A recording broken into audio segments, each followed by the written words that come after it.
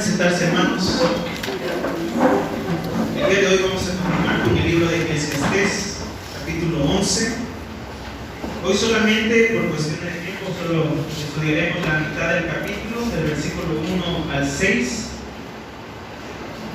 Voy a leer el capítulo número 11, la versión nueva, versión internacional de la Biblia. Dice la palabra de nuestro Dios: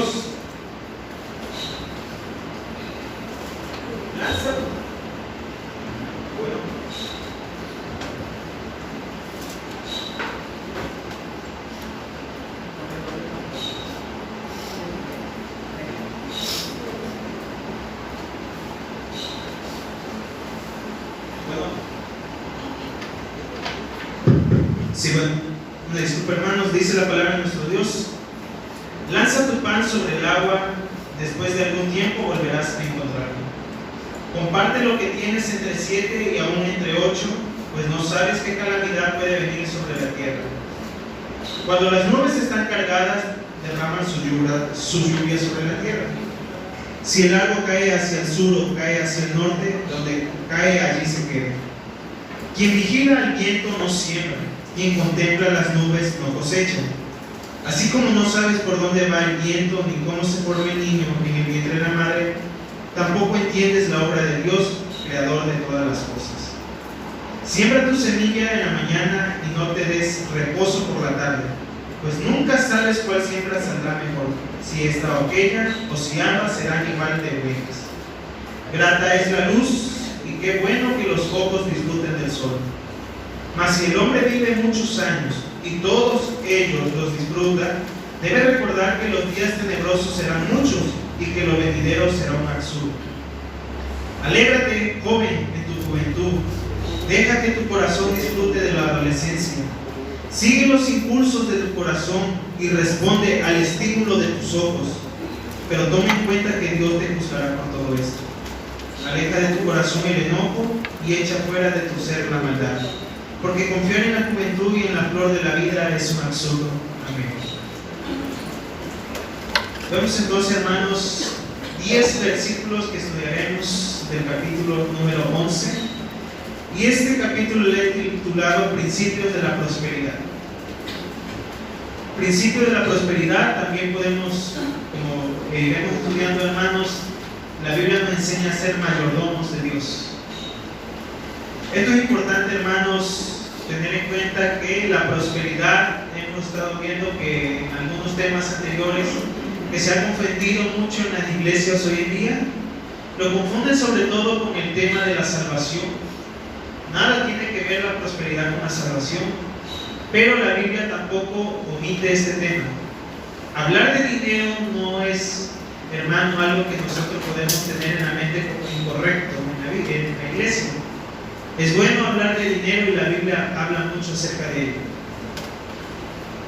Sobre todo, hermanos, hoy en día hemos estado viendo que en iglesias modernas se habla mucho acerca del evangelio de la prosperidad, que confunden temas de la salvación y lo llegan a entender de que si tú eres un hijo de Dios, pues siempre vas a ser rico, te van a ir las cosas bien, tienes salud. Todas esas cuestiones materiales lo confunden y piensan que eso es sinónimo de éxito en un creyente. Pero hoy estudiaremos, hermanos, que la forma correcta de cuál la Biblia habla acerca de la prosperidad. Entonces vamos a hablar sobre 10 principios de la prosperidad. Primer punto, hermanos, la pregunta es: ¿qué es el éxito? Yo sé que muchos de nosotros hemos escuchado nociones mundanas acerca del éxito. Hoy en día lo tienen como sinónimo de prosperidad, poder, popularidad, otras cosas que el mundo puede materializar. Y lo tienen como sinónimo. ¿Qué es el éxito? Ahora, ¿qué dice la Biblia? ¿Cuál es el éxito real? Hay muchas historias en la Biblia de hombres que pasaron por cosas difíciles, momentos difíciles, el cual al final nos revela que hicieron grandes cosas y prosperaron. Muchos ejemplos hay en la Biblia que el Señor ha puesto Y vemos entonces, hermanos, que cómo podemos concluir una definición de qué es la verdadera prosperidad, cuál es el verdadero éxito. El éxito real es solamente, en pocas palabras, hacer la voluntad de Dios sin importar las consecuencias. Ese es el verdadero éxito. Hacer la voluntad de Dios sin importar las consecuencias. Cuando nosotros, hermanos, queremos hacer algo en nuestra vida, tenemos planes, tenemos propósitos, objetivos, una misión, un objetivo, una misión que más adelante entenderemos cómo definirla correctamente en nuestra vida. Debemos entender, hermanos, que el camino hacia el éxito no es fácil. Va a haber momentos en que nos vamos a quedar solos en el camino. Mucha gente va a desistir, o como dice el mexicano, se va a rajar. Personas que creíamos que nos apoyaban nos van a quedar mal. Vamos a quedar en momentos en el cual la impotencia y la frustración, la fatiga, no vamos a poder más. Y cuanto más cerca estemos, hermanos, poca fuerza nos queda. Ese es el vemos, hermanos, que el camino hacia el éxito no es fácil. Pero quiero, hermanos, que recordemos lo que dice 1 Juan capítulo 4, versículo 4, dice que mayor es el que está en vosotros que el que está en el mundo. Si los incrédulos pueden lograrlo, con mucho más razón nosotros. Tener el éxito verdadero haciendo la voluntad de Dios. Pero debemos tener en cuenta desde el principio que no será fácil hacer la voluntad de Dios. Y por eso también recalco, no importando las consecuencias. Porque va a haber momentos, hermanos, que hay que perder para poder ganar, como veremos más adelante. Entonces, ciertamente el éxito terrenal se describe en la Biblia. Y recordando, hermano, la prosperidad no es mala. Está mal entendida en ciertas iglesias. Pero la prosperidad no es mala y hablar de cosas materiales no es malo. La Biblia abunda mucho acerca de temas sobre el dinero. Y tengamos en cuenta, hermanos, y ya vimos, cuando es camino hacia el éxito no es suerte. Es causa y efecto de nuestras acciones y decisiones diarias. Cuando hablamos, hermanos, de la prosperidad y el éxito en la Biblia, se habla de mucho trabajo, disciplina, paciencia y constancia. Mínimo estas 4 cosas vamos a ver, hermanos, claramente en las historias de hombres de fe que lograron grandes cosas. Disciplina, trabajo duro, paciencia y constancia. Ese es el camino, hermanos, hacia el éxito. Hoy en día los charlatanes de la prosperidad solo le enseñan a los ingenuos una cosa, y es lo que hoy en día no vamos a aprender. La prosperidad, hermanos, en la Biblia no habla de querer ganar dinero fácil. Y hoy en día también se enseña en otras iglesias que se gana dinero con supersticiones. Hay mucha brujería en algunas iglesias con respecto al tema de la prosperidad. Y hoy en día vamos a entender, hermano, la manera correcta en la cual nos habla la Biblia acerca del dinero. Versículo número 1, primer principio. Echa tu pan sobre las aguas, porque después de muchos días lo hallarás. El primer punto de qué nos está hablando, hermanos: inversión. O también de ser buenos administradores. ¿Qué significa la palabra inversión?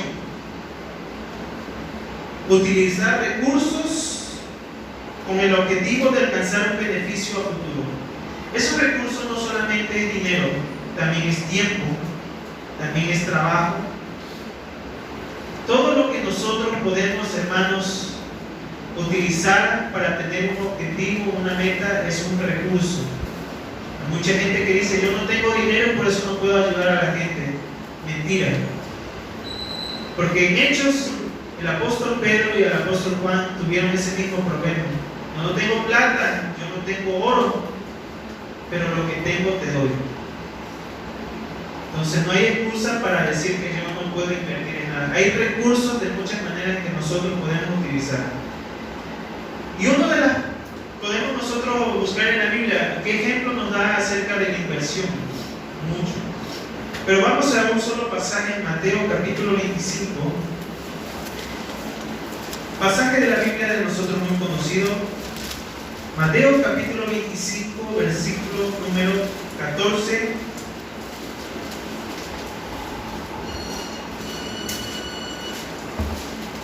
al 29. Parábola de los talentos. Veamos entonces, hermanos, cómo a veces es la reacción del creyente y del ser humano, podemos también decir, con respecto a la inversión. Dice el versículo número 14: porque el reino de los cielos es como un hombre que, yéndose lejos, llamó a sus siervos y les entregó sus bienes. A uno dio 5 talentos, y a otros 2, y a otro 1, a cada uno conforme a su capacidad, y luego se fue lejos. Noten, hermanos, que dice el versículo: le dio conforme a su capacidad. Porque algunos tienen más, la Biblia dice que es por su capacidad. Y dice el 16: y el que había recibido 5 talentos fue y negoció con ellos y ganó otros 5 talentos, invirtió. 17: asimismo el que había recibido 2 ganó también otros 2. Pero el que había recibido 1 fue y cavó en la tierra y escondió el dinero de su señor, no invirtió. Después de mucho tiempo vino el señor de aquellos siervos y arregló cuentas con ellos. Y llegando el que había recibido 5 talentos, trajo otros 5 talentos, diciendo: Señor, 5 talentos me entregaste, aquí tienes, he ganado otros 5 talentos sobre ellos. Y su señor le dijo: bien, buen siervo y fiel, sobre poco has sido fiel, sobre mucho te pondré. Entra en el gozo de tu señor. Llegando también el que había recibido 2 talentos, dijo: Señor, 2 talentos me entregaste, aquí tienes, he ganado otros 2 talentos sobre ellos. Su señor le dijo: bien, buen siervo y fiel, sobre poco has sido fiel, sobre mucho te pondré, entra en el gozo de tu señor. Pero llegando también el que había recibido 1 talento, dijo: Señor, te conocía que eres un hombre duro, que ciegas donde no sembraste y recoges donde no esparciste, por lo cual tuve miedo y fui y escondí tu talento en la tierra, aquí tienes lo que es tuyo. Respondiendo su señor le dijo: siervo malo y negligente, sabías que ciego donde no sembré y que recojo donde no esparcí. Por tanto, debías haber dado mi dinero a los banqueros, y al venir yo hubiera recibido lo que es mío con los intereses. Por tanto, quitadle pues el talento y dadlo al que tiene 10 talentos. Porque al que tiene, le será dado y tendrá más. Y al que no tiene, aún lo que tiene, le será quitado. Amén. Vemos aquí, hermanos, que cuando somos buenos inversores, administradores, el tener más no es malo y no va contra la voluntad de Dios. Y vimos que el Señor se goza cuando somos buenos administradores. ¿Qué nosotros debemos aprender aquí, hermanos, con respecto a la administración en el tercer sujeto, en el tercer siervo? ¿Cuál fue el problema de él? Dice la Biblia que tuvo miedo. Y tuvo miedo a ganar. Muchas veces hemos escuchado, hermanos, y nos hemos también nosotros hecho la pregunta: ¿sabes qué es un perdedor? Alguien que fracasa. Un perdedor es aquel que tiene miedo de no ganar, que ni siquiera lo intenta. Muchas veces nosotros ciertamente tenemos el deseo de ser primer, segundo, tercer lugar. ¿Y cuántas veces vemos, no, con desprecio a los últimos lugares? Pero créanme, hermanos, que aquellos que están en últimos lugares son ganadores. Porque detrás de ellos hubieron muchas personas que ni siquiera lo intentaron. Eso, hermanos, vemos aquí en la Biblia, el verdadero perdedor es aquel que tiene miedo y no lo intenta. Muchas personas quizás se nos puedan burlar por lo poco que hemos hecho quizás en estos momentos, pero debemos tener en cuenta, hermanos, que al menos lo estamos intentando. Y dice la Biblia que nos da conforme a nuestra capacidad el Señor. Queremos tener más, entonces debemos capacitarnos más, como veremos más adelante. El Señor nos bendice y nos da más de lo que nosotros nos hubiéramos imaginado. Entonces debemos tener siempre en cuenta, hermanos, que para todo lo que queramos nosotros alcanzar debemos invertir, y no solamente en cuestiones de dinero. Hay tiempo, hay maneras, muchas maneras en cómo nosotros podemos invertir para alcanzar un objetivo. Y hablando en economía, hermanos, nosotros podemos ver muchas maneras de cómo poder alcanzar un objetivo y la inversión. Pero déjenme hablarle de un aspecto en la vida en el cual nadie quiere invertir. Y siendo sincero, cada uno de nosotros, la verdad, no nos hemos puesto a pensar de que cómo nosotros podemos invertir en esas personas. ¿En quiénes? En los pobres. ¿Qué provecho se puede sacar de ellos? Cuando nosotros, hermanos, nos ponemos a pensar que la inversión tiene que dar un fruto a futuro y ellos no tienen nada. Entonces, ¿qué nosotros podemos ir a aprender? ¿Cómo realmente podemos nosotros dar una buena inversión en aquellas personas que no tienen nada? La Biblia tiene una respuesta. Dice Proverbios capítulo 19, versículo 17, que el que tiene misericordia del pobre es como si le prestara al Señor. Veamos entonces, hermanos, Proverbios capítulo 19,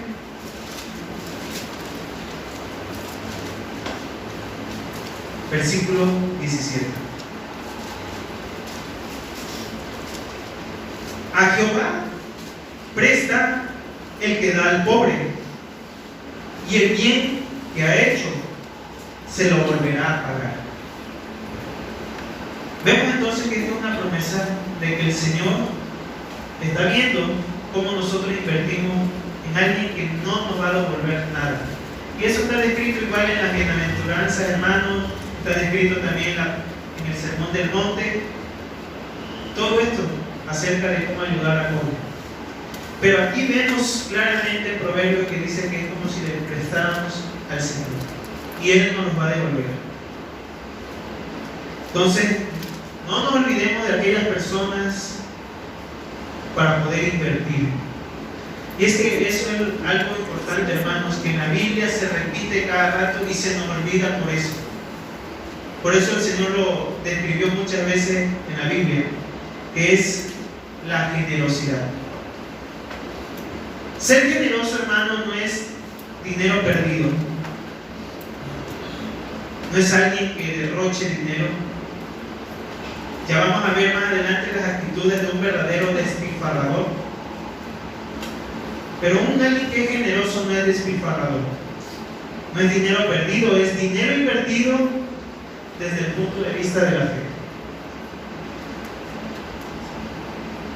Dice la Biblia en Proverbios capítulo 11, versículo 25, el alma generosa será prosperada, y el que saciare, él también será saciado. Podemos hacernos la pregunta, hermanos, ¿por qué a veces no nos va bien o no prosperamos? Porque no somos generosos. Eso puede ser una respuesta, hermanos, cuando nosotros no nos va bien. Y estamos hablando de dinero. No somos generosos. Si el dinero lo quiero yo para guardarlo, yo creo que está más seguro en las manos de Dios que en la mía.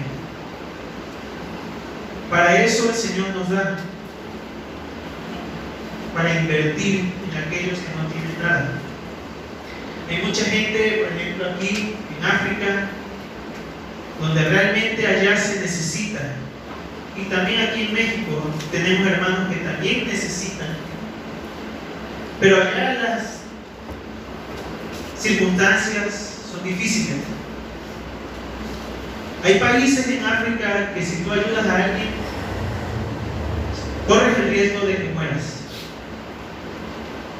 Hay gobiernos que dejan a su gente morir de hambre y hay de aquel que le dio algo de comer. Misioneros, organizaciones no gubernamentales se arriesgan. ¿Y por qué nosotros no, que tenemos las cosas más fáciles? Hay que ser generosos. No se necesita tener el permiso de alguien para poder ayudar a los demás. Eso es claro. La Biblia dice que el alma generosa será prosperada. Eso es algo, hermanos, descrito en la Biblia claramente. No necesitamos ser teólogos para poder entender ese texto. Y las cosas fáciles, hermanos, hay que en la práctica vemos entonces qué es lo difícil. Pero si hemos entendido, hermanos, quiénes somos, ¿cómo nos dice en la Biblia nosotros los creyentes? Los hijos del reino, hijos de Dios. ¿Y quién más puede hacer esto, hermanos? A veces esperamos que otras personas lo hagan porque quizás yo no me quiera meter en problemas. Pero decía Edmund Burke, lo único que necesita el mal para triunfar es que los hombres buenos no hagan nada. A veces esperamos en nuestras oraciones que un tercero lo haga. ¿Y por qué no pedimos al Señor que seamos nosotros? Que nos enseñe a ser buenos administradores, a tener recursos para ayudar a los demás, y que nosotros, estas manos inútiles, sean útiles para buenas obras. Eso es lo que nosotros debemos entender, hermanos, con la generosidad. No esperemos a que otras personas lo hagan. ¿Sabes a veces, hermanos, por qué no somos generosos? Porque para ser generosos necesitamos tener un valor, que es empatía. ¿Qué es la empatía, hermanos? Porque para ser generosos y tener amor hacia los demás hay que tener empatía.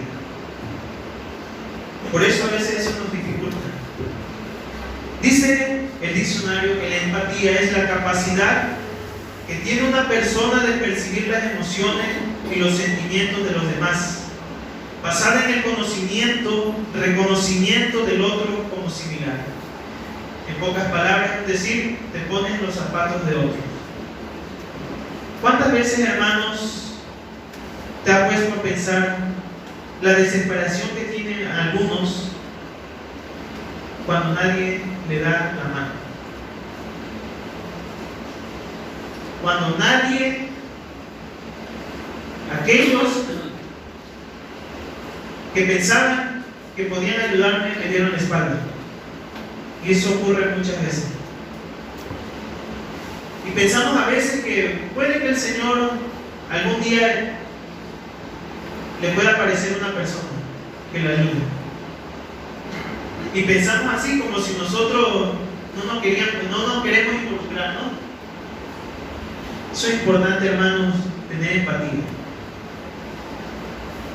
Yo creo, hermanos, que cuando no tenemos empatía es porque realmente, dos cosas: o no hemos sufrido realmente, o no hemos aprendido de esas malas experiencias. Porque cuando se pasa por una situación difícil, si somos verdaderos hijos de Dios, queremos ayudar. Y eso es la empatía. Y para tener generosidad, hermanos, hay que tener amor, hay que tener empatía. ¿Y qué dice 1 Corintios capítulo 13? Que si yo hablara en lengua, que si yo diera profecía, y muchas cosas puedo hacer extraordinarias, y no tengo amor, de nada sirve. Entonces, entendamos, hermanos, que para eso fuimos hechos. ¿Cuál es nuestra misión de acuerdo a Efesios capítulo 2, versículo 10? Porque, hermanos, somos hechuras suyas, creados en Cristo Jesús para buenas obras, las cuales Dios preparó de antemano para que anduviésemos en ellas. Y no es para que vengamos a calentar panes. La generosidad, hermanos, es en la práctica. Y eso hoy el mundo necesita de nuestras manos. Hay que aprender a ser generosos, a tener misericordia de los demás. Entonces hay que tener empatía igual, hermanos. Y bueno, hemos visto que ayudar al pobre no es fácil. Va a haber momentos en que hay que dar un apoyo sin recibir nada a cambio, viendo desde el punto de vista de debajo del sol. Pero ya leímos que es como prestar dinero al Señor. El Señor algún día nos lo va a devolver. Hay que tener paciencia. Pero en la práctica, ¿cómo, de qué manera podemos apoyar al pobre a prosperar? Ahora sí, económicamente. Déjeme comentarle una noción que tiene, porque hay varios tipos de pobres. Hay pobres soberbios, hay pobres porque son flojos. Y la Biblia enseña la manera correcta de cómo el pobre puede prosperar. Se han escuchado frases, quizás no son cristianas, pero tienen algo de razón. Puedes que hayamos nacido pobres, pero nosotros estar no haber muerto pobres. O sea, la Biblia nos da la manera correcta de cómo prosperar. Entonces, ser pobre, hermano, no es algo en el cual ya me definió toda la vida, como también poder malentender que pobreza y humildad es lo mismo y nada que ver. Un humilde tiene muchas riquezas, virtudes, y puede ser económicamente pobre. Y hay pobres que son totalmente orgullosos y de lo peor y no tienen nada de virtud. Entonces no confundamos esas dos cosas, la pobreza y la humildad. Hoy en día, dice las estadísticas, que el 1% de la población está en la riqueza del mundo. Eso es algo que se dice. Y hay quienes pueden también opinar, aquel que no le gusta trabajar. ¿Por qué no le quitamos el dinero a esa gente y lo repartimos a todo el mundo? Y vamos a hacer cuentas, ¿no? A cada uno, si hacemos eso, le tocaría de 100 pesos. ¿Y cuánto nos dura 100 pesos? Un día, ¿no? Y ya desapareció el valor del dinero. ¿En qué radica entonces la riqueza, hermanos?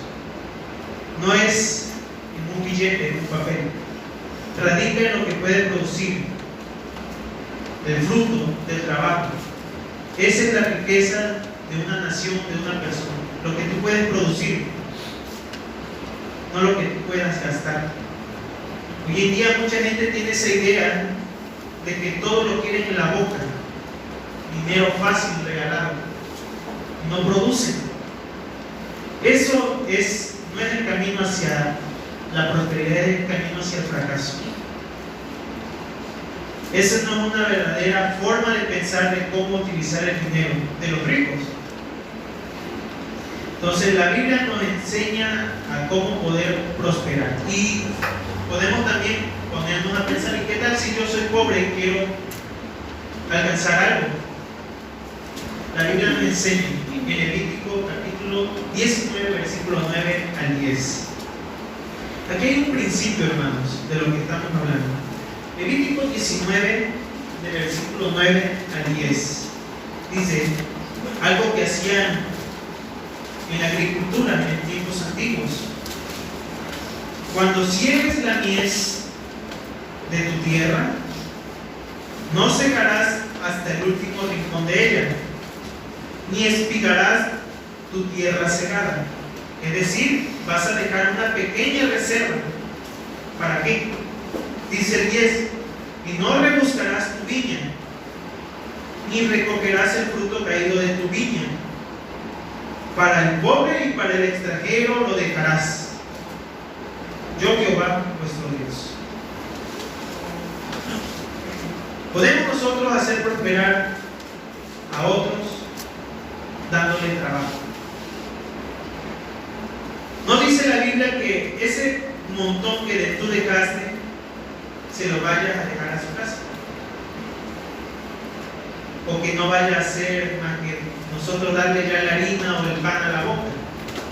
Dice que vas a dejar esa porción ahí para que lo recoja el pobre y el extranjero, aquellos que están desamparados.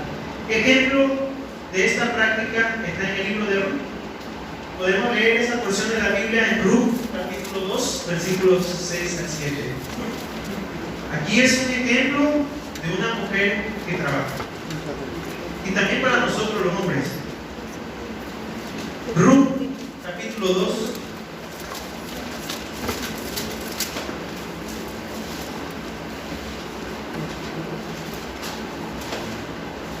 Versículos 6 al 7.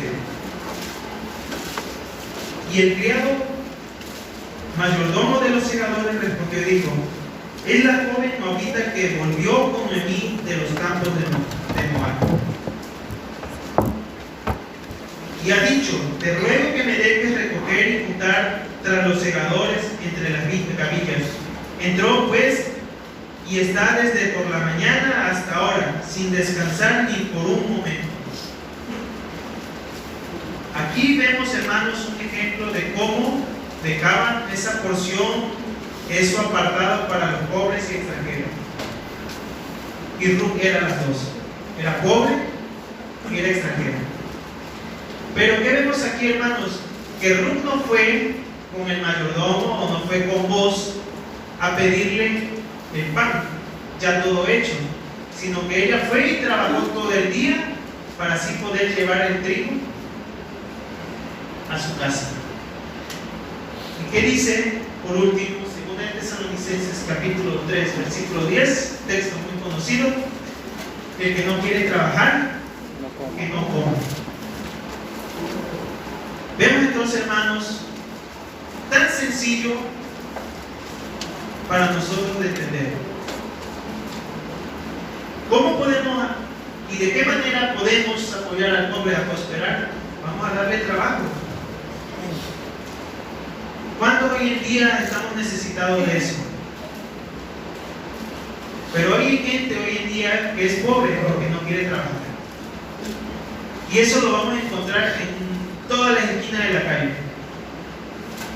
Hay gente que de verdad no tiene recursos, no tiene oportunidad de trabajo, y hay otros que solamente son flojos.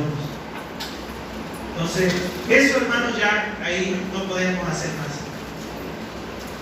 Y la flojera es un pecado. Y eso, ahí en Tesalonicenses dice que ni aún en las iglesias se debe de tolerar. Y a veces es un pecado que nosotros podemos tolerar, pero la flojera no se debe tolerar. Eso da mal testimonio. Entonces, primer principio vimos, hermanos, inversión, administración. Segundo punto es versículo 2 de Eclesiastés.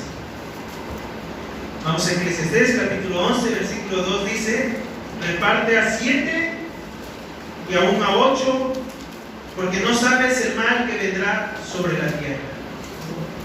¿Qué principio es este, hermanos? Diversificación. Esta palabra, hermanos, no hace mucho yo la acabo de aprender. Diversificación. ¿Qué significa? Hay mucho en el diccionario, una definición muy larga. Esto lo quise resumir para poder entenderlo un poco más fáciles. Adquirir bienes de diferentes maneras. ¿Cuánto hemos escuchado el refrán? Dice: no pongas todos tus huevos en una sola canasta. Imagínense, hermanos, tener todo y perderlo en un momento. Porque dice en la otra versión: tú no sabes la calamidad que vendrá después. Suponiendo, hermano, que yo soy agricultor y que me dedico a producir caña de azúcar. Este año estuvo bueno el precio, ¿no? Y me dedico solamente a sembrar caña. Me olvido de sembrar cacao, tomate o otros frutos que puede producir el campo. Pero ¿qué sucede? El próximo año baja el precio. Imagínense cómo me va a golpear. Y es lo único que sé hacer. Y ya. ¿Culpa de quién es? De Dios no es. Es mía. Neciamente pensé de que yo podría tener quizás de alguna manera dinero. A veces, hermanos, nos da miedo poder tener mucho trabajo, porque no podemos descuidar algunas cosas. Puede ser, y se da el caso, es cierto. Pero ¿qué nos dice Eclesiastés capítulo 4, versículo 6? Nos da un consejo y una advertencia. Eclesiastés capítulo 4, versículo 6 dice: más vale un puño lleno con descanso y ambos puños llenos con trabajo y aflicción de espíritu. Esto es un paralelo a lo que estamos viendo aquí en el versículo 2. Entonces, hermanos, la advertencia es: ciertamente no hay que ser compulsivos o adictos al trabajo, sino que seamos diligentes con contentamiento. Ya lo habíamos visto, pero lo vamos a volver a ver, que más adelante en el versículo número 6 hablaremos acerca de la diligencia, porque tiene que ver con el trabajo. Pero, hermano, no es malo diversificar, tener dos trabajos, pero teniendo en cuenta de que si eso en mí produce compulsividad o adicción al trabajo, entonces mejor lo dejo. Si estoy descuidando mi vida personal, mi salud, mi familia, si estoy descuidando las cosas de Dios, entonces eso es una clara señal de que no es correcto mi diversificación. Pero si yo puedo controlarlo y estoy contento y sé equilibrar esas cosas, no es malo. Porque tú no sabes, dice la Biblia, qué calamidad vendrá a la tierra mañana. Y hoy en día, hermano, la situación económica está difícil. En Estados Unidos el promedio, dice el que tiene la gente, es 2 trabajos en adelante para poder subsistir. Y como vemos, hermanos, allá en Estados Unidos el precio del dólar va abajo. Y no sabemos si nosotros como mexicanos va a suceder lo mismo. Con los tipos de presidente que hemos tenido, yo creo que se van a poner las cosas difíciles. Entonces, hermanos, debemos pensar en diversificar. Es importante tenerlo en cuenta. Entonces, no te confíes en tu trabajo. Nos decía un maestro de medicina: el que sabe solamente medicina no sabe nada. Hay que aprender a hacer muchas cosas. No nos especialicemos en una sola cosa, porque hoy en día tiene valor una cosa y al final queda en el olvido, pierde su valor. Y así es el mundo cambiando. Siguiente, dice el versículo número 3: si las nubes fueren llenas de agua, sobre la tierra las derramarán. Y si el árbol cayera al sur o al norte, en el lugar que el árbol cayere, allí quedará. ¿Qué nos está hablando, hermanos? Aprovechar las oportunidades. Vemos entonces, hermanos, que este versículo nos dice: ya eso está listo. Las nubes ya están llenas de agua. El árbol donde cayere, ahí quedará. Aprovechalo. Hay que aprovechar las oportunidades. La pregunta es: ¿cómo puedo hacerlo? Hoy en día, hermanos, no se imagina usted cuántas oportunidades tiene para poder hacer muchas cosas. Pero a veces, hermanos, no la notamos, y si la notamos, hay algo que nos detiene, que no damos ocasión para aprovecharla. ¿Qué sucede? Que nos falta capacitación y actualización. Para poder aprovechar las oportunidades, hermanos, hay que estar capacitados, hay que actualizarse. Y eso sucede tanto materialmente y espiritualmente. Hay que estar en constante, hermanos, preparación. Si uno no se prepara, nunca vamos a aprovechar las oportunidades.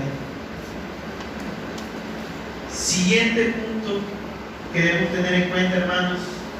La Biblia es clara, Dios no bendice a vagos. A veces podemos nosotros en nuestras oraciones pedir muchas cosas de que el Señor nos dé y nosotros no estamos haciendo nada. Y por eso no nos va bien, quizás no prosperamos, porque no nos preparamos, no nos capacitamos. Y las oportunidades, hermanos, hay muchas hoy en día. Sí, las cosas están difíciles, pero vemos, hermanos, que somos una generación que tiene más cosas por aprender.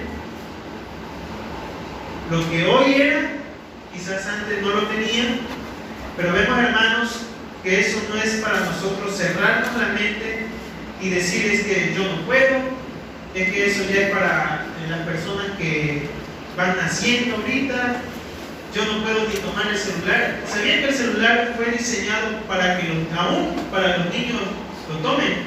Muchas personas se confunden de que si ven a un niño utilizando un celular es porque es muy inteligente. Y es que, hermanos, así se diseñó el celular, para que fuera fácil. Sí, los niños son inteligentes, pero, hermanos, eso no es para que nosotros nos cerremos la mente a decir de que yo no puedo. Es que, imagínense, hermanos, ¿de qué serviría si el celular solamente funcionara para personas que solamente están bien preparadas intelectualmente? No es un buen negocio.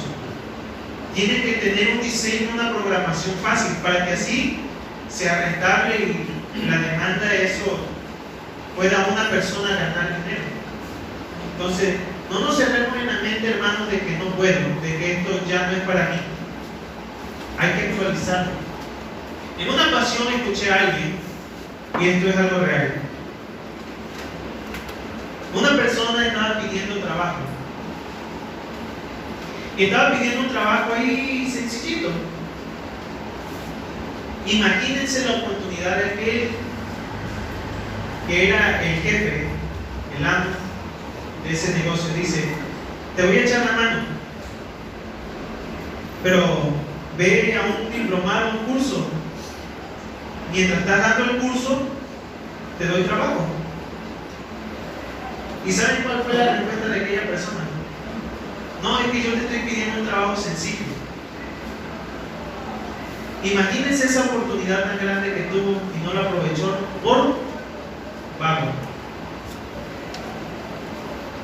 A veces nos da flojera entonces actualizarnos, capacitarnos y luego decir es que nadie me apoya. Realmente es que no se quiere preparar. Hoy en día ya la secundaria, la preparatoria, para tener oportunidad de trabajo está difícil.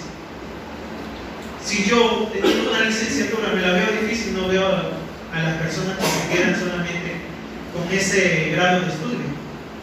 Los tiempos son difíciles. Hoy las empresas exigen más, pero es por la gran demanda que hoy hay en día de trabajo. Pero para eso, hermanos, se necesita preparación.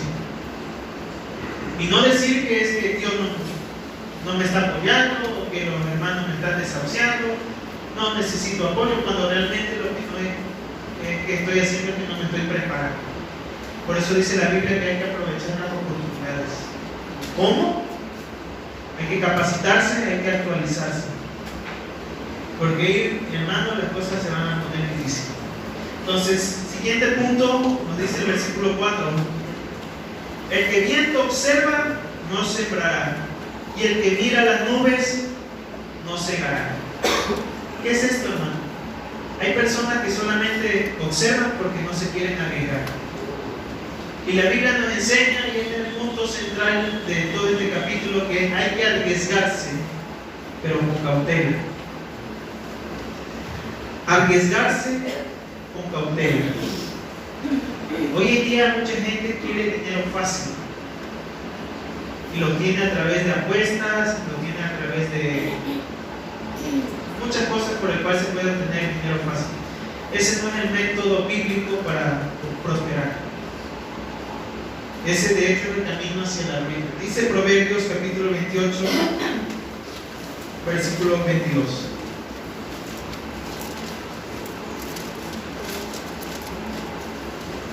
Aquel que se quiera hacer rico arriesgándose sin cautela, dice en Proverbios capítulo 28, versículo 22. Se apresura a ser rico el avaro y no sabe que le ha de venir pobreza. Entonces hay que saber correctamente arriesgarse. Hay gente que se arriesga pero a ganar dinero fácil. Eso no es correcto. Lo que vimos ahorita en el texto es que lo que se va a acercar es la pobreza. Entonces hay que arriesgarse con cautela. Podemos hacernos la pregunta, hermanos, muchas veces, ¿por qué no nos arriesgamos? ¿Esperas el tiempo perfecto? Ahorita no es el momento, pueden decir algunos. Ya va a llegar la hora. La pregunta es, ¿esperas el tiempo perfecto? Siguiente. A veces también no nos arriesgamos porque, bueno, te sientes seguro y cómodo. Así estoy bien. ¿Me va bien? Me siento seguro, estoy cómodo. Puede que estés en la zona de confort. Y esto es terrible. Esto no solamente afecta en tu economía, en la zona de confort, afecta en tu vida espiritual, demasiado. Una persona, cuando anda mal en la vida espiritual, en la zona de confort, también se refleja materialmente. No podemos, hermanos, aguardar a que llegue el tiempo perfecto, como pueden quizás algunos tener, para hacer lo que tenemos que hacer. Porque ciertamente, hermanos, muy probable es que ese tiempo nunca llegue. Nunca existe el tiempo perfecto. Se lo debe quitar en la mente. Nunca existe eso para poder empezar. Para poder empezar, hermanos, hay que arriesgarse con cautela. Pero vamos a hablar acerca de la zona de confort. ¿Qué es esto? Y es importante, hermanos. Hace referencia a un estado mental en que una persona se siente segura y cómoda. Y hágase la pregunta ahora, ¿yo estoy así? ¿Me siento seguro? ¿Me siento cómodo? ¿No quiero dar un esfuerzo más? ¿Qué es esta persona? No experimenta ansiedad ni miedo. No quiere asumir riesgos o responsabilidades. Y tampoco crece. Los expertos alertan de que esa sensación de seguridad puede llegar a ser perjudicial, pues supone una pérdida de incentivos y motivaciones que llegan a caer en la monotonía, apatía, desgano y desgaste.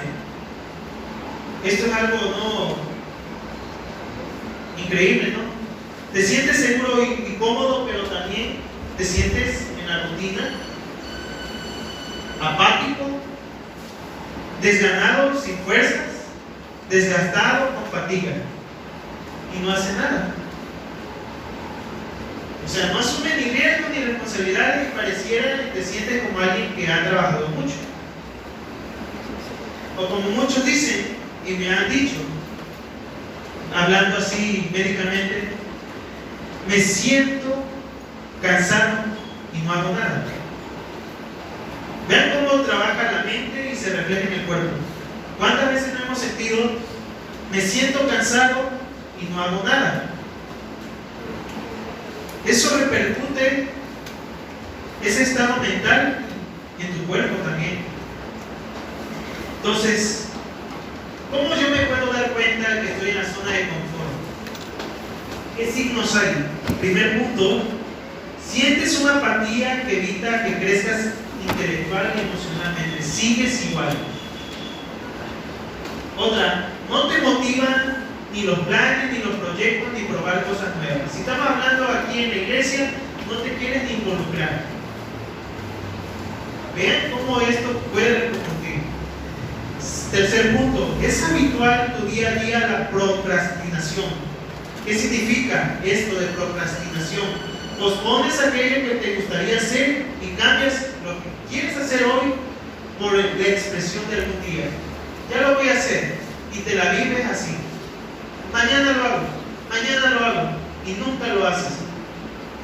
Cuarto punto, y es el más evidente, temes asumir riesgos y dejas pasar oportunidades argumentando que puedes perder más de lo que ganas. ¿Qué leímos en la parábola de los talentos? Es que tuve miedo de ganar. Y cuando sucede eso es porque está en la zona de confort. Entonces vemos claramente en esa parábola del tercer ciego que mejor, me siento mejor, más seguro y cómodo, no haciendo nada. Total, se lo voy a devolver a mi amo. No pierde nada mi amo. Y lo que quería mi amo es que yo produciera. Pero a veces nos conformamos en estar cómodo y seguro. Y eso es lo que no quiere Dios. Que crezcamos. Alguien que se siente seguro y cómodo no crece. ¿Cuáles son las ventajas de salir de la zona de confort? Primer punto, aumenta la confianza en uno mismo. Esto no es orgullo. Tiene uno que reconocer, hermanos, lo que puede uno también asumir tareas, responsabilidades que el Señor nos puede dar. Pero no tiene nada que ver con orgullo esto. Una cosa es orgullo y una cosa es el valor que tú tienes. Eres hijo de Dios, ten la confianza de que puedes hacer muchas cosas. Ciertamente antes no éramos nada especial y ahora sí lo somos. Somos hijos de Dios, somos hijos del reino. Dice en Apocalipsis que seremos reyes y sacerdotes. Debemos creernos de que podemos hacer grandes cosas con la ayuda del Señor. Para hermanos entender esto, dice en el libro de Joel, diga el débil, fuerte soy. Porque debemos entender, hermanos, porque Cristo vive en nosotros. Debe de aumentar esa confianza en nosotros. Otro punto, tener motivación y creatividad. Cuando te involucras más aprendes, más te motivas de que realmente tú puedes hacer algo. Con un granito de arena, hermanos, si todos hiciéramos, podemos hacer grandes cosas. Pero a veces dejamos toda la tarea en una persona. Eso es cansado. Otro, mejora el rendimiento. Lo que antes tú no hacías, ahora ya lo haces. Y sí, hermanos, alguien que está en la zona de confort está en un estado mediocre. Otro punto, te prepara frente a las dificultades. Eres competitivo, ya no tienes miedo. Te sientes capaz. Otro punto, permite desarrollar las capacidades cognitivas y poner a prueba lo que tú sabes. Siempre estás aprendiendo. Alguien que se conforma en lo que ya sabe, entonces ya hace uso en la zona de confort. No, siempre se está aprendiendo. Dice en 1 Corintios capítulo 8 que el que cree que lo sabe todo, aún no sabe nada. Entonces debemos entender eso, hermanos, que siempre se aprende. Hay que salir de esa terrible situación. Entonces, no nos podemos dejar paralizar por el temor. Y dice 1 Juan capítulo 4 que el amor echa fuera el temor. Entonces no debemos nosotros, ¿qué tan terrible es el temor que nos puede paralizar? Y la consecuencia de aquello es que vas a sufrir las terribles consecuencias del miedo a perder. ¿Qué es el miedo a perder? Ese es el punto que estamos analizando desde el primer versículo. Mucha gente no prospera porque tiene miedo a perder. A veces, hermanos, no prosperamos por miedo a perder y has podido quedarte donde estás y conformarte. Por miedo a perder, en lugar de arriesgarte, te has quedado en la seguridad de lo conocido. Y puede que sea poco. Por miedo a perder, has optado por el silencio en lugar de las palabras. Por miedo a perder, has hecho tantas cosas que te han hecho perder tus objetivos. No haces nada, te pierdes de lo que estabas haciendo. Entonces, hermanos, debemos entender que nunca dejes de hacer nada por miedo a perder. Ni por nada, ni por nadie, y por lo tanto, ni siquiera por ti mismo. El mayor peligro se encuentra en no intentarlo. ¿Cuántos hemos escuchado la frase de el que nada intenta, nada consigue? Miren, hermanos, ya hemos leído que en el camino hacia el éxito no podemos asegurar que no haya pérdidas, las van a ver. Lo más importante, hermanos, es confiar en Dios. De que si estamos haciendo la voluntad de Dios, está seguro. De lo contrario, ¿cuánto estás dispuesto a seguir perdiendo? Y como les repito, hermano, la pregunta, ¿sabes qué es un perdedor? Un perdedor es el que tiene tanto miedo de no ganar que ni siquiera lo intenta. Inténtalo. Si hoy salió mal, mañana puede que salga bien. Hay que arriesgarse con cautela. Y cuando estamos hablando de cautela, discierne también qué es lo que Dios quiere. No nos podemos cegar solamente en mí mismo. Porque entonces vamos a estar insistiendo en cosas que realmente creímos en el capítulo anteriores, hermanos. Que no hay que frustrarnos. Y cuando ya de plano los planes que nosotros pensábamos que era la voluntad de Dios realmente no lo eran. Hay que también discernir y tener cautela de seguir persistiendo en algunas cosas. Pero también muchas veces no alcanzamos nuestro objetivo por miedo a perder. Entonces, ¿cómo me puedo dar cuenta, hermanos, en qué situación estoy? Estas son preguntas, hermanos, para que nosotros nos ubiquemos de qué manera estamos creciendo materialmente, espiritualmente, como usted lo quiera aplicar. Sobre todo quiero que, hermanos, lo apliquemos espiritualmente. ¿En qué zona de crecimiento estás? Hay una escala en la cual vamos a ver 4, y la más importante, quisiéramos que todos estuviéramos en el escalón 4. Pero la una es, y la que esa de plano no se debe tolerar, es la zona de confort. La zona de confort es descrita como cuando tú estás seguro y cómodo. ¿Te sientes así? Nos dan un paso más en la iglesia. Segundo punto, vamos a sentir miedo. Y cuando sentimos miedo están estas preguntas. ¿Tienes falta de confianza en ti mismo? Sucede. ¿Tienes excusa? Esa es una. Y otra, ¿te afectan las opiniones de los demás? Eso es importante, hermanos. Muchas veces le hacemos caso a los demás cuando no son los actos para dar consejos.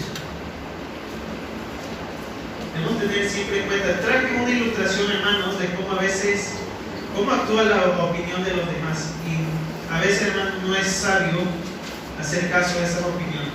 Aquí vengo la ilustración de el niño, el anciano y el burro.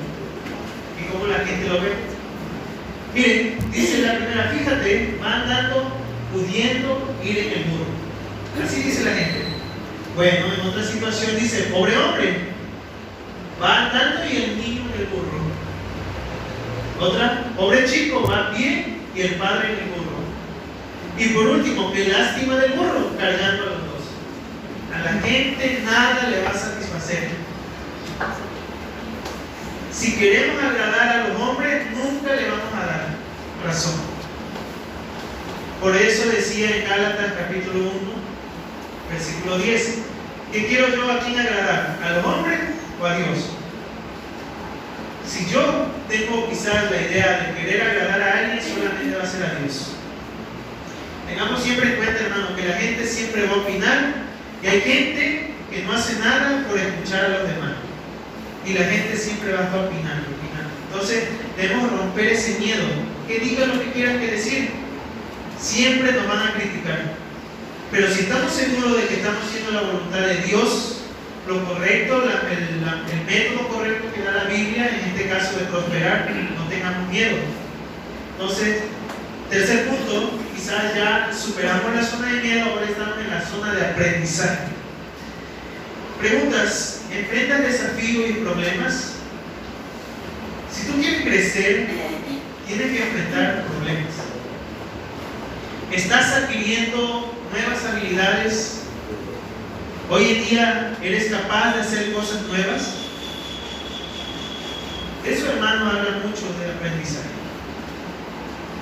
Podemos estar en la zona 3, ya vencer el miedo, pero queremos, hermano, que todos nosotros estemos en la zona de crecimiento. Nunca se deja de aprender. En la zona de crecimiento, ¿qué vamos a encontrar? Un nuevo propósito, porque ya cumpliste los anteriores. Estás viviendo tus sueños, estás estableciendo nuevas metas, estás conquistando objetivos. Esto te habla, hermano, de una persona que es competente. Y hay que crecer. Y todo esto, hermanos, es para aplicarlo. Ciertamente estamos hablando de cosas materiales, pero si lo espiritual, hermano, lo descuidamos, entonces de nada resultaría poder aprenderlo en la vida material. Es importante que primero sea lo espiritual y ya de ahí, hermanos, entenderemos lo material. ¿Qué dice la Biblia en Mateo? Buscad el reino de Dios y su justicia. Lo demás ya vendrá. Entonces, ubicemos también nuestros objetivos primero. Y todo esto aplicarlo primeramente en nuestra vida espiritual. Eso va a dar mucho fruto. Entonces, ¿qué vemos, hermanos? Zona de confort. Nada, ya eso debemos nosotros no vivir en esa parte. Dice John Piper, para concluir en el último punto: ¿es posible vivir una vida sin riesgo? La respuesta es no. Porque el riesgo está entretejido en nuestras vidas por la sencilla razón de que no conocemos el futuro. Pero vemos entonces, hermanos, que el siguiente punto tiene que ver con el anterior. Dice el versículo número 5: como tú no sabes cuál es el camino del viento, o cómo crecen los huesos en el vientre de la mujer encinta, así ignoras la obra de Dios, el cual hace todas las cosas. Entonces, para poder arriesgarse, hermanos, con cautela hay que tener confianza. Y, como dice el texto, tú no sabes lo que Dios hace, porque Dios tiene el control. Ten la confianza de que Dios tiene el control. El fracaso y el éxito están en las manos de Dios. Eso es importante, hermanos, que lo tengamos en cuenta. Hay cosas que en el camino hacia la prosperidad, hacia el éxito, van a haber bajos, pérdidas, fracasos, pero eso todo está contemplado en el plan de Dios. Entonces, sigamos perseverando, siendo constantes, hermanos, tener mucha disciplina y paciencia. Porque el siguiente punto, hermanos, es lo que se recalca también, un punto central en este capítulo, y en la Biblia se habla mucho, es de trabajo. Versículo número 6: por la mañana siembra tu semilla, y a la tarde no dejes reposar tu mano. Es decir, sigue trabajando, porque no sabes cuál es lo mejor, si esto o aquello, o si lo uno y lo otro es igualmente bueno. Quiere decir, hermanos, trabajar. Y no trabajar de panzazo, no trabajar mediocremente, sino con diligencia. Ese hay que recalcar, hermanos, porque a veces podemos hablar de trabajo, pero podemos estarlo haciendo ahí a medias. No, es con diligencia. ¿Qué significa la palabra diligencia? Persona que pone mucho interés, esmero, rapidez y eficacia en la realización de un trabajo o en el cumplimiento de una obligación o encargo. Hay muchas personas que trabajan y no tienen estas características. Hay que saber trabajar. La Biblia habla de trabajo. Y en el cielo, cuando juramos, no vamos a descansar o estar en una nube nada más, ahí contemplando quizás las mansiones eternas. Vamos a trabajar igual. Siempre ha sido el plan de Dios que nosotros trabajemos. Algunos dicen que creen que el trabajo es una maldición. Cuando vemos en la Biblia, hermanos, que el Señor diseñó a Adán en el Edén para trabajar antes de que pecara. Entonces el trabajo no es una maldición. Y así nos diseñó Dios. Y hay que ser diligentes, ponerle, hermanos, interés. Si allá en las cosas seculares somos diligentes, con mucha más razón aquí. No tengamos en segundo plano a la iglesia. Hay que ser diligentes. El trabajo, hermanos, tampoco quiere decir que ya tengo seguro el éxito. Hay gente que trabaja y todavía no lo alcanza. ¿Qué puedo yo ahí, hermanos, pensar?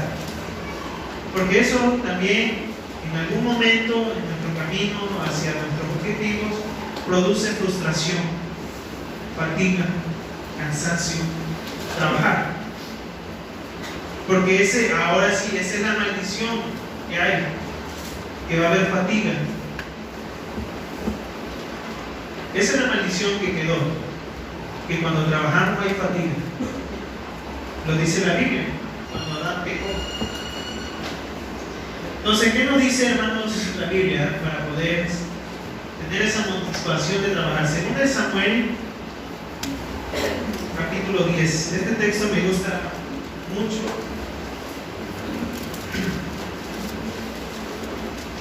A tener confianza en mi trabajo de una manera correcta. Dice, según de Samuel, capítulo 10.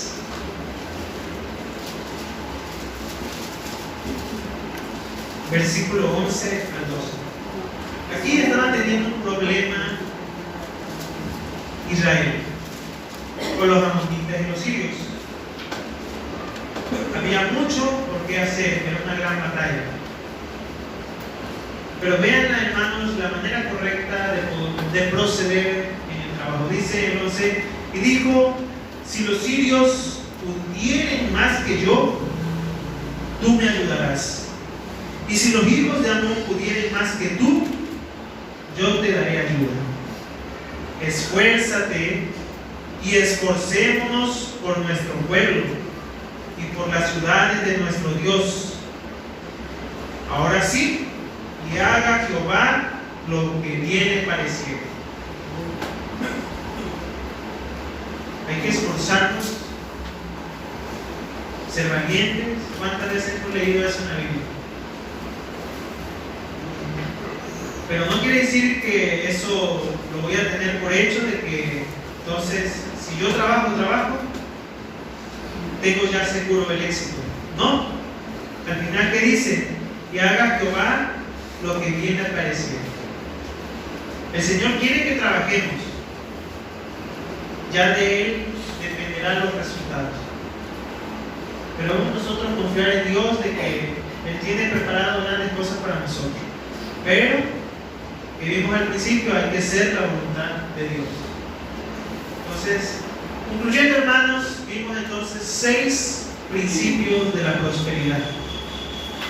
Primer punto fue inversión. Segundo, diversificación. Tercer punto, aprovechando las oportunidades. Cuarto, arriesgarse con cautela. Quinto, confianza en Dios. Y sobre todo el último, diligencia. Esto, hermanos, son cosas que el Señor ha dado para que nosotros podamos prosperar. En el siguiente estudio veremos los 4 puntos restantes del capítulo, esperando, hermanos, que todos estos puntos, si nosotros queremos hacer algo en nuestra vida, tener un propósito cumplido, debemos seguirlo. Vemos entonces, hermanos, que la Biblia sí habla mucho acerca de prosperar. Entonces, que todo esto, hermanos, también lo pongamos en práctica. Vemos que son cosas prácticas. Y si lo hacemos, hermanos, yo creo que vamos a hacer muchas cosas. Esperando que todo lo que hayamos estudiado el día de hoy, hermanos, sea para edificación de nuestra vida personal y así poder tener, hermanos, la motivación de hacer algo más por el Señor. Que el Señor les bendiga. Amén.